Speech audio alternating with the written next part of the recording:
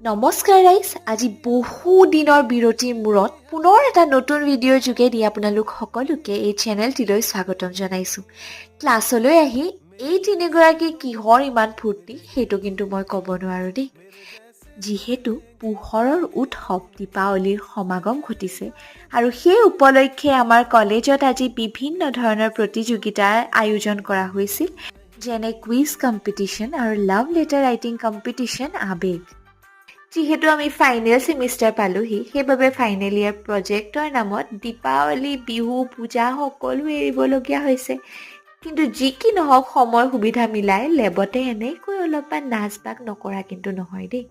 হোষ্টেললৈ আহি দেখিলোঁ হোষ্টেলখনো একেবাৰে লাইট চাইট লগাই সজাই তোলা হৈছে। যিহেতু আজি মেছ এণ্ডিং আছিলে, গতিকে মই ভাবিলোঁ যে আজিৰ ভিডিঅ'টো মেছৰ পৰাই শেষ কৰোঁ। বাকী মেছৰ খানা কেনেকুৱা সেইটো বেলেগ এটা ভিডিঅ'ত ক'ম।